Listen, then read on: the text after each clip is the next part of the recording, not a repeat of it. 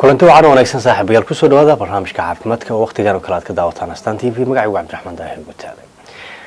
Xasaasiyadda indhuhu waa dhibaato caam ah oo la soo dirsi kasta oo qof kasta iyo daa kasta iyo meel kasta oo jooga caalamka. Inta badan dadku ma raadsadaan daryeelka ku habboon marka ay dareemaan cilladaha caafimaad xumo ee ka soo wajaha xagga aragga gaar ahaan xajiinta ama xasaasiyadda. taas oo laga yaabo inay waxyeello weyn u gaarsiin karto aragtida qofka.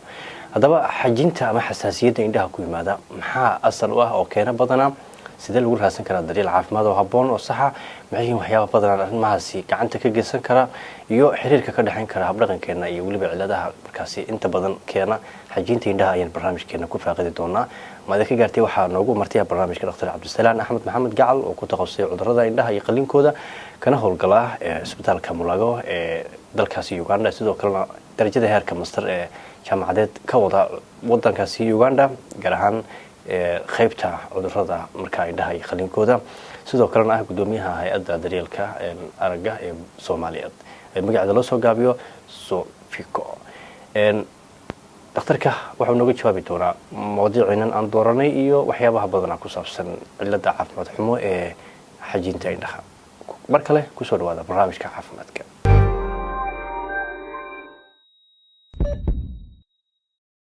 وقتها إسارة ونكسن داود يا المركلة سيدنا هرب بدين شيء برنامج كنا ما تروح كوساب سيا موضوعات مهم وكوساب سن حجين تيندها أما حساسية تيندها دكتور عبد السلام وحنا كودين يا سؤال شيء جوهر السام حساسية تينده هو محي بسم الله والصلاة والسلام على أشرف المرسلين سيدنا ونبينا محمد وعلى آله وصحبه وسلم رب اشرح لي صدري ويسر لي أمري واحلل عقدة من لساني يفقهوا قولي أدعو ما تكلمنا أستان تي في sidoo kale waxaan u mahadcelinaa walaalkay Cabdiraxmaan Daahir Gutaale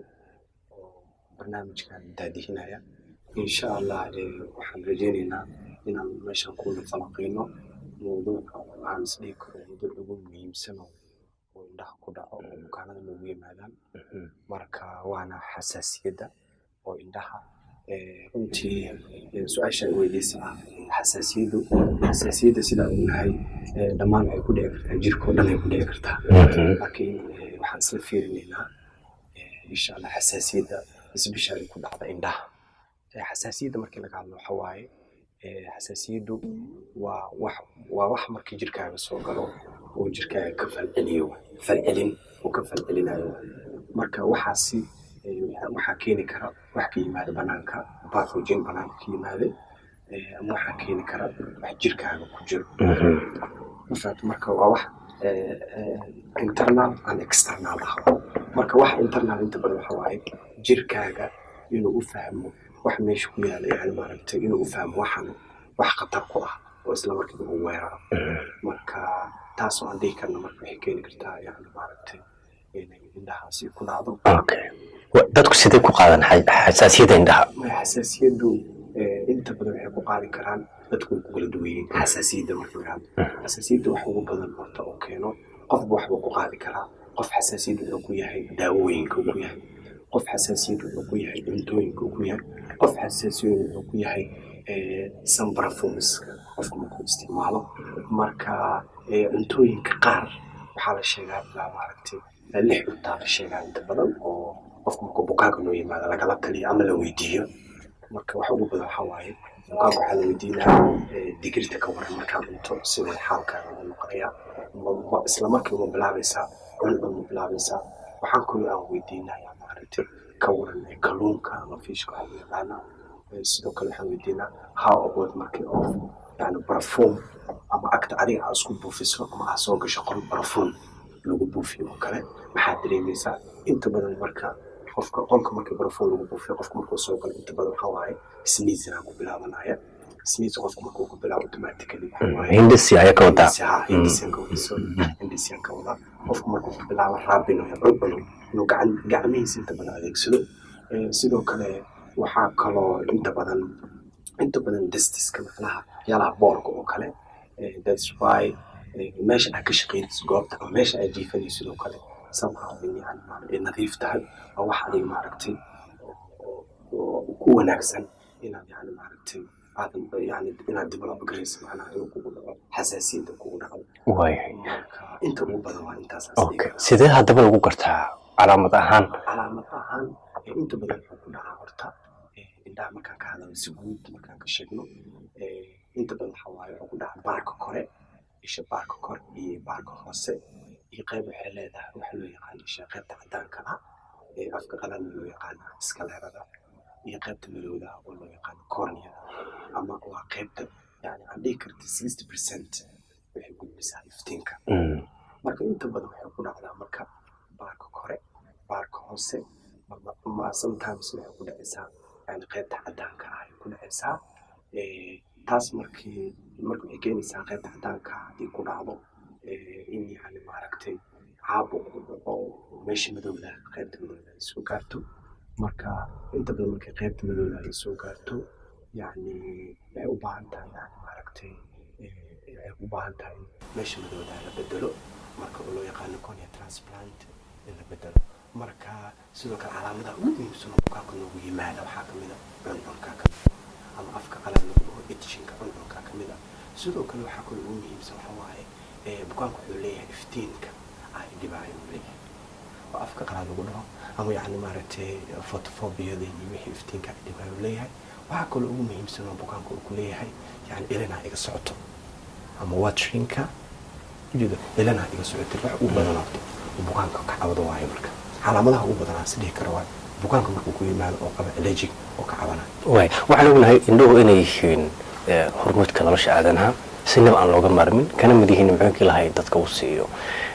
iyadoo taa ay jirta haddaba sidee ayay xasaasiyadda indhuhu u saameynaysaa aragtida qofka inta badan sidaan kuu sheegay yani waxay ku dhacdaan ku dhaca baarka kore baarka hoose iyo qaybta cadaanka marka waxay keenaysaa qaybta cadaanka markay ku dhacdo inuu dhaco inflammation dhacay ama caabuqaas samaysmaayo caabuqaas marka waxay keenaysaa in uu saameeyo qaybta madowda horena waxaan u sheegay marka barnaamijka bilaabayay qaybta madowda ama loo yaqaano corneadu 60% waa qaybta gudbisa iftiinka ayada waxa waaye transparent waa waxbay gudbinaysaa marka waxay keenaysaa hareerihii ku hareersanaa yani maaragtay cadaanka ahayd markuu caabuq ku dhaco waxay casaanay noqonayaan kabacdi waxay sameynayaan meesha madowda ayay saameynaysaa qofku waxa ugu horeeya maxaa waa araggiyaa ka daciifayo ugu horeeya aragga marka bukaanka markuu ku yimaado wuxuu ku leeyahay aragga ma arki karo sababta maxaa yeelay qaybta madowda ah waa qaybta ugu muhiimsan oo iftiinka gudbiso marka iftiinka qaybta ugu muhiimsan maadaama qaybta madowda ay tahay marka waxay keenaysaa in iftiin meesha uu gudbi waayo bukaanka waxa ugu horeeya maxaa waaye casaanay noqonaysaa meesha cadaanka casaanay isku bedelaysaa araggana qofka wuu ka yaraanaya markaas marka inta badan waxaa la sameeyaa qaybtaas madowda ah qofka markii problem ka gaaro ama caabuqan oo inflammationka uu dhaco oo meesha madowda ay saameyso inta badan waxaa la sameeyaa cornea transplant wax la dhaho cornea transplant waxaa waaye in yani cornea lasoo qaado qof kale dhinta in laga soo qaado oo adiga lagu yani maaragtay lagugu bedelo sidaba yani kidney transplant loo sameeyo kale ayadana waxaa la sameeyaa cornea transplant qofkan in laga soo qaado adiga lagu xiro wax ugu badan marka finally waxa ay keenaysaa kamid tahay maadaama aad tiri allergicada ama xajintu ama xasaasiyadu waa falcelin jirka gudihiisa ka dhacaysa haddaba si guud markaad u fiiriso xasaasiyadda jirka haleelaysa qaybihiisa kala duwan iyo tan indhaha ku dhacaysa maxay ku kala duwan yihiin inta badan waxba kuma kala duwana mar walba waxa waaye markii jirkaaga wax la soo saaro jirkaaga wax soo galaan banaanka ka yimaadaan ama gudaha si qalad ugu yimaadaan automatically antibody la soo saaraa immunoglobulin antibody la soo saaraa isla markiiba wuxuu sameynaa wuu weerarayaa taasoo keenaya inuu enzymes iyo wax sii dayo taasoo fududeynaysa inay yimaadaan yani waxyaalaha ka qayb qaadan lahaa taasoo meeshaas ay keenaysa marka inuu caabuq uu ku dhaco marka inta badan marka haddii uu indhaha ku dhaco haddii yani maaragtay jirka qaybihiisa ku dhaco waxaan yani 100% waa the same way marka bay ku saameynaysaa dadku ma u kala nugul yihiin ama ma ku kala duwan yihiin fursadaha ay ku qaadi karaan xaajiyinta indhaha hore waa kugu sheegay xasaasiyadu inta badan waxyaalaha maaragtay risk factor u ah oo yani qofka markuu uu la kulmo yani qofka uu develop gareyn karo waxaa kamid ah dadka cuntooyinka qaar waa ku sheegay oo maleynayaa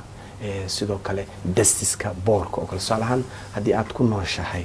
yani ama aad ka shaqayso meel hygiene-kaaga ama nadaafadda ay liidato tusaalahaan boor ay tahay ama gurigaaga markaad joogto habeenka markaad jiifinayso meel aad marka boor oo kale haddee tahay taasoo kale waxay risk factor u tahay ama waxay ku tahay in yani maaragtay allergy xasaasiyad ay ku keento marka waxa u muhiimsan aan dhihi kara waxa waaye in waxaasoo dhan maaragtay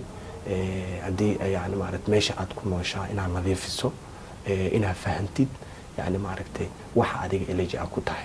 marka meeshaas markaan wax kaloo uga darsado inta badan bukaanada caruurta markay ku dhacdo markii bukaanka uu ku yimaado cunug yar waa ma fahmi kartid adiga marka inta badan waxaan weydiinaa maamadoo kale aan weydiinaa maama ka waran waxay leedahay daawadii hadda u qortay 2 usbuuc ka bacdi automatically wixii cunkii sidii usoo laabtay marka maamada waxaa waaye consultation aan siinaa waxaan weydiinaa maama jirtaa cuntooyin aan siisay ama wax ma aragtay uu allergy ku yahay tusaalaan barfuun haddaa guriga lagu buufiyo iyo cuntooyinka qaar sida digirta iyo waxaasi ma jirtaa maamada waxay ku leedahay weli aniga ma tijaabinin welina ma sameynin marka meeshaas waxaan uga faa'iidaysanaa consultation ah ama la talin ah in yani observation ku sameyso maamada ee yani cuntooyinka ama maaragtay qeyb yani dis waxaas ay fiiriso tusaalahaan ukun inay siiso tusaale ahaan ka wadaa automatically qofku markuu bilaabo cunkaasi waxaas markuu bilaabo macnaha waxa ukuntaasi bukaanka wuxuu ku yahay allergy marka maamada waxaa laga rabaa in isla markiiba ay ka joojiso marka cuntooyinkana saameyn ay ku leeyihiin cuntooyinka saameyn ay ku leeyihiin inta badanna loomana dhimanayo qofka haddii oo ukun cuni waayo oo protein hadduu cuni waayo uma dhimanayo marka I think inuu cuntooyinka kale ka heli karo marka anima ma dhahayo yani all ukuntoo dhan allergy keentaa laakiin waxaa waaye qofka asaa garan kara wuxuu allergy ku yahay fahanta qof anigoo kale hadda maanta ukun haddaa cuno wax allergy kuma ihi laakiin daawooyinka qaar tusaale ahaan diglafayn oo kale haddaan isticmaalo oo indhaha oo kale gacmanta iga gaarto oo kale automatically waxaa waaye indhihi waxay sameynayaan way bararayaan marka allergy-an ku ah marka haddaan iska dhaaf micneed waxaa waaye waxba ima gaara alxamdulillah ka fiicnaana marka qofka inuu fahmo wax ugu muhiimsan waxaa waaye qofka inuu fahmo wuxuu allergy ku yahay haddii uu ogaado waxaan allergy ku yahay inuu iska joojiyo waayo okay allergy-ga indhuhu dhibaato ahaan ilaa intuu gaarsiisan yahay wallaahi ilaa iyo maaragtay ilaa waxaan dhihi karaa allergy waa wax ugu badan maanta bukaanada noogu yimaada waay marka qofku araggiisa ma weyn karaa wuu weyn karaa waa horaan kugu sheegay qaybta madowda ay saameynaysaa qaybta madowda markay saamayso waxaa qofka aragga because meesha madowda waa ku sheegay waa meesha iftiinka gudbisa waay markii transparent way gudbinaysaa isha meesha madow yani bu'diisii gudahiisii mari doontaa ka bacda ratiinada qaybta dambe ku dhici doontaa qofka markaas ogaan kartaa aad arki kartaa waxaan waa ku kala sooci kartaa marka haddii meesha madowda uu ka saameeyo marka waxay keenaysaa in yani aad wax arki weysay keenaysaa marka taas waxay u baahan tahay yani horena uu sheegay cornea transplant in corneada macnaha la saaro oo cornea kala saaro u baahan okay halkaas aad nagala socotaan daawadayaal weli waa barnaamijka caafimaadka TV-ga astaan oo aan maanta kaga hadlayno xasaasiyadda indhaha ku dhacda iyo dhibaatooyinka ay noo keeni karto haddii aanan helin daryeel caafimaad oo habboon maada ka gaartay mar kale waxaan nala joogaa oo aan idin xasuusinaya haddaad nagu soo birtay hadda dhakhtar cabdisalaan axmed maxamed gacal oo ku takhasusay cudurrada indhaha iyo qalinkooda sidoo kalena ka howlgala Mulago National Referral Hospital oo ah isbitaal ku yaala dalkaasi Uganda magaalada madaxda Kampala dhakhtarku halkan wuxuu joogaa maalmahan howlo shaqo iyo inuu baaritaan ku sameeyo cudurrada iyo cilladaha caafimaad xumo ee xagga aragga bulshada Soomaaliyeed wuxuuna sidoo kale mas'uul ka yahay ama gudoomiye ka yahay hay'adda daryeelka aragga indhaha ee Soomaaliyeed oo marka loo soo gaabiyo Sufico dhakhtar cabdisalaan marka aad fiiriso Soomaalida iyo allergiga indhaha bal ka waran heerkeen uga jirnaa wadamada kale markaad fiiriso inkastoo aan ogahay inaan la sameyn cilmi baaris ama daraasad kama dambeys waa wax ugu horta Soomaaliya markaan ka hadlo wadamada kale waxay leedahay research laga sameeyaa jiro wadan kasta research laga sameeyaa marka unfortunately Soomaaliya weli research lagama sameynin waa waxaan hadda maanta aan u soo gaaray kamid tahay Soomaaliya in yani maaragtay in research laga sameeyo marka insha Allah waxaan rajeynayaa inta aan joogo inaan research aan ka sameeyo because ana waxaan dhihi karaa bukaanada ugu badan hadda isbitaaladeena magaalada Muqdisho ku yaala oo department qaybta indhaha wax ugu badan oo yimaado waxa waaye ay ka cabanayaan waa indho xanuunaya waay inta badan waxaa waaye cuncunkaas iyo waxaasay leeyihiin sidaa ognahay haddana waxaan u malaynaa waxaa lagu jiraa xilli boora lagu jiraa oo boorku ay badan yihiin marka waxaan dhihi karaa researchkii weli on the process oo ku socdaa waa waxaan uga imid yani maaragtay Uganda uga imid in researchkan waaya qofka goorma ayay tahay inuu raadsado baxnaan caafimaad marka laga hadlayo ama ay muuqato ifaalada xasaasiyadda indho marka yani waxaan dhihi karaa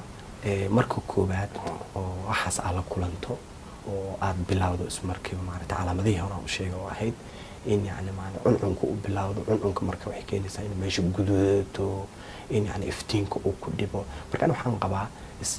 isla markiiba yani marka waxaas la kulanto oo cuncunka iyo maaragtay ay kugu bilowdaan waxaan qabaa 100% aan kula talinaya dhammaan inta afka Soomaaliga ku hadasha ma fahanta marka inay tagaan daryeel caafimaadka ugu dhow qofka ay tagayaana waa inuu noqdaa isbitaalka ay tagayaan afwan isbitaalka ay tagayaan waa inuu noqdaa isbitaal yani accesskaas ama ay ka heli karaan daryeelkaas ay doonayaan isbitaalada way badan yihiin isbitaal kastana maaragtay ophthalmology ama dhakhtarka cudurrada indhaha inaan laga helin laga yaabo marka waa inuu tagaa qofka dhakhtar ku takhasusay cudurrada indhaha doorashada ugu fiican ayay noqonaysaa doorashada ugu fiican xasaasiyadda indhaha aad bay u xun tahay marka saas aad sharaxayso oo waa arrin baqdinteeda leh markaad fiiriso marka dhinaca kale caruurta oo kaleeto iyaga waa ilmaha aad ugu nugul yihiin markaad fiiriso dee cudurrada ilmacudurada kala duwan ama xaaladaha caafimaad xumo gaar ahaan aad ciyaal iskuulka oo kaleeto oo heerka daryeelkii ha noqoto nadaafadii ha noqoto waxyaabihii aad ka digaysay oo kale gacmahoodii iyo nadaafadii iyaga marka lamarkay kaga jiraan dadka ugu nugul iyaga ugu badan yihiin inta badan cudur kale lagu qaldaa jirto loo yaqaan trachoma isla markaa isagana trachomadaasa inta badan lagu qaldaa laakiin inta badan waxa ugu nugul waa ilmaha marka inta badan waxa waaye ilmahana waa iska dareemi kartaa ilmo yaryar waaye wax badan maaragtay daryeel fiican inaysan helin waa laga yaabaa marka waxa ugu muhiimsan waxa waaye bukaankaas oo cunuga ah insha Allah markuu ku yimaado wax ugu badan cuncunkaas waxaas oo ka cabanaa laakiin ma dareemi kariyo waxa uu ila joogo marka anaga waxa uga faa'iideysanaa in maamada ama waalidka wada inaan weydiino si iskiisa ma u tagaa xajiinta ama allergiga indho marka anu waxaan dhihi karaa مثلا هذه لو معلومات إنه كنا عننا كلها أما جدود أذكر أنت أما بركة شيء قصي exactly exactly يعني وبابا يميها وأنت بدن وحال الشيء allergic سي جود مركلوجا هذلو دعوة مالها really مركلوجا هذلو لكن وحكوا في عنيا وحواي قفك وحو allergic كويحي ما فهمت automatically إنه فهمه واسكنافه تسألوا ميمسا مركا أنت بدن داوين للسياج جرتو داوين كاس للسينا قفك مركو cuncunki weynaado oo caabuq ku dhaco qofka markaas daawooyin kasi marka daawooyinkaas waxay isku jiraan daawooyin antibiotic ah daawooyin runtii maaragtay anti inflammatory hadii isu barar uu jiro waxaas loo siinay marka micneeda ma aha qof kasto allergy qaba in daawadaas la siinayo yani wax loo siinayo waxa ka dhasha tusaalahan haduu gacanta ku inflammation caabuq ku dhaco laakiin sida guud markaan ka hadalno allergigu malaha wax daawo ah laakiin wuxuu leeyahay kahortag waa u imaan doonaa kahortaga iyo siyaabaha looga gaashaaman karo labada indhood si isku wada mid ah miyuu allergigu u saameynaya mise midba hadday qaado tan kalena way ku dhacaysaa mise mid gaar ku ahaan doonaa maya inta badan labada indhood wuu ku dhacaa allergiga qofka labada indhood ku dhacaa marka inta badan waxa waaye hal ila doo kaaga dhaco isha kalena kaaga dhacay wax kaloo sii kabi karana waxa waaye markiiba qofka ama uu ku isticmaalo cudurrada ugu caansan waa kuwa keeni kara allergiga indhaha oo yani ma wax badan keeni kara cudurrada ugu caansan allergiyada way badan yihiin waxyaalaha keeni kara ida bacteria noqon kartaa waxay noqon kartaa qofka virus ay noqon kartaa inta badan parasite iyo waxaas ay noqon kartaa laakiin allergic conjunctivitis aa jirto daafkaas conjunctivitis ay ku dhacdaa conjunctivitis waxa waaye qeybuu leeyahay that's why aan kale qeybta cadaanka oo kale fahmino balbar conjunctivitis indhaha ku weydiiyo su'aal kale allergic indhaha ma kala qaadaa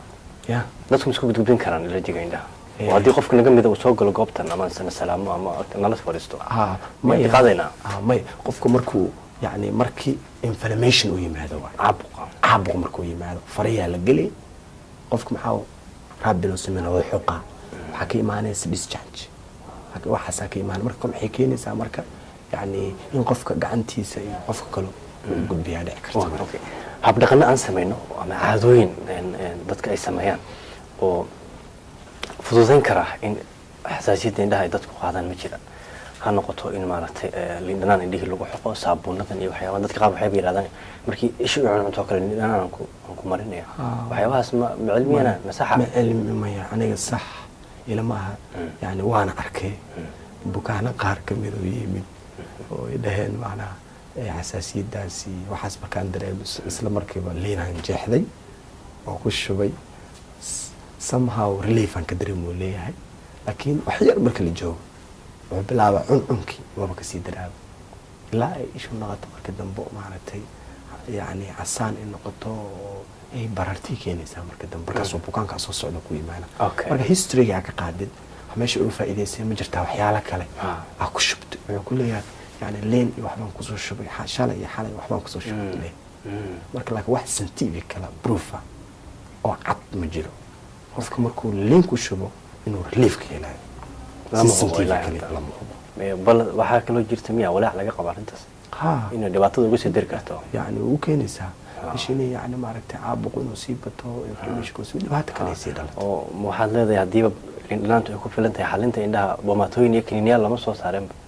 lama soo saareen qof kasta wuxuu sameyn lahaa marka liinoo kale jagsi saabuunta dadka qaarna way ku xoqaan saabuunta sometimes some patients ama cusba xataa biyo cusba kale yani marmar waxaa jirto oo cusbada biyaha oo kale qofka uu ku dhaqanayo waa markii yani maaragtay inta badan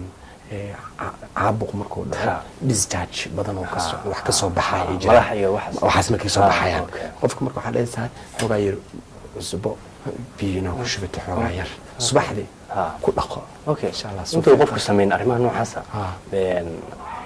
miyay haboon tahay ama ay fiican tahay inuu qofku dhakhtarka la xiriiro intuusan tallaabo qaadin sababtoo haddii la leeyahay arrimahan waxay keeni karaan in qofka araggiisii uu waayo oo isagu habdhaqan ama dabeecad uu islahaa waxbay kaa caawinaysaa darteed inuu indhihiisii ku weyn karo isagoo laga yaabo inuu meel geergo-an joogo uusan dhakhtarna u dhoweyn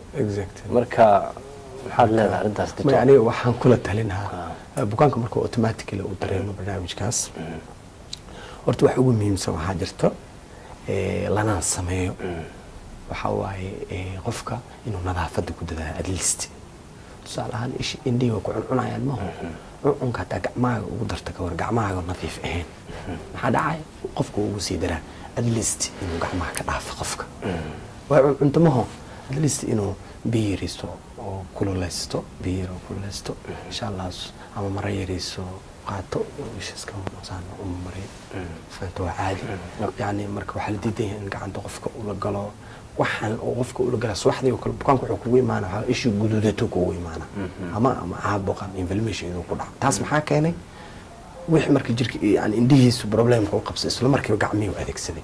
wuu xoqaya cuncunoo dareema cuncunkaasa marka dhibaato iyo problem dhinaca kale marka taas la joogo weli khaladaadkii ama caadooyinkii qaldanayaan ka hadlaynay dadka qaar waxaa laga inay farmasiga tagaan si iskooda oo marka ay farmashiilaha u sheegaan in indhihii ay ka cabanayaan oo dhibaato indhihii ka haysato markaasna dabo uu siiyo laga yaabo inay ka tambadiso ama aysan ahayntii ku habbooneydba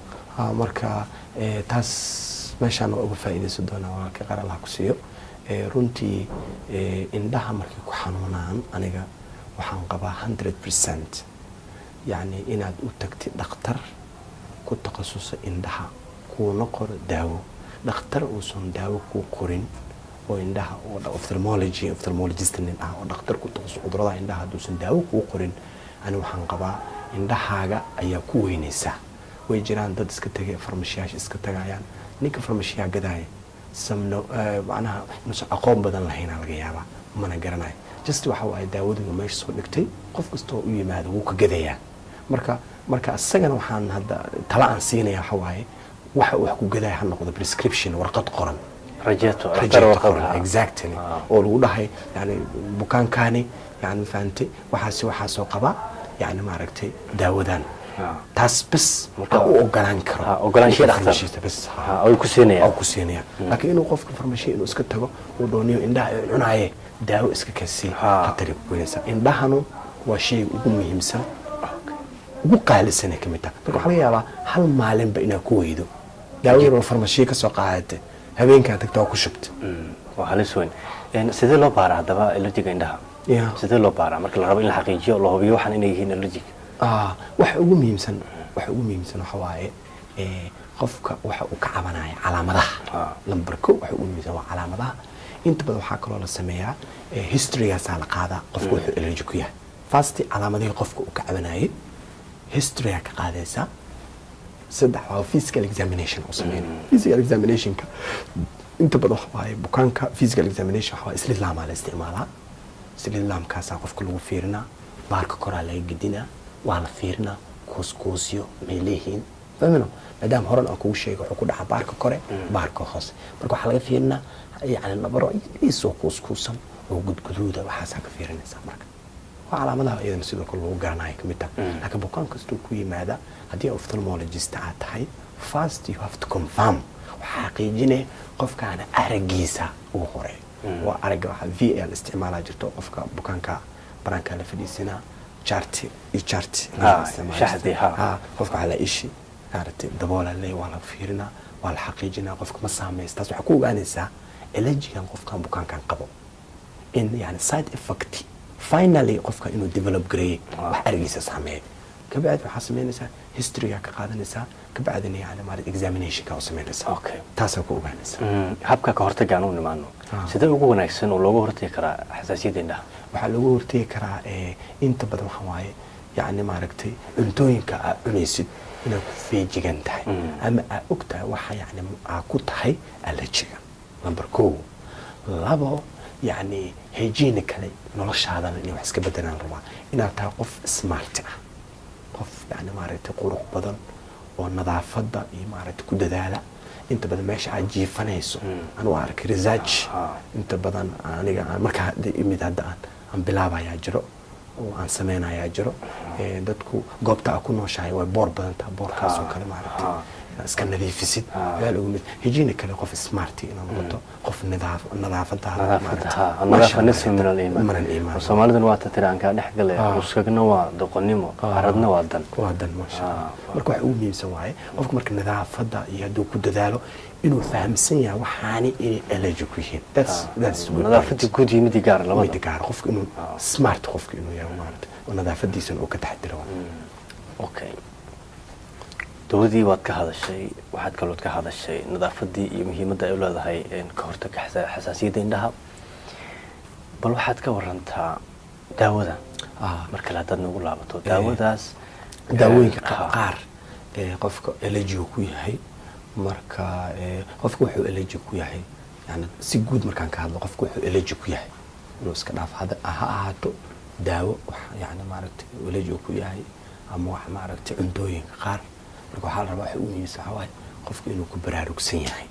waxaan adeeg allergy ku yahay iska dhaafo waay okay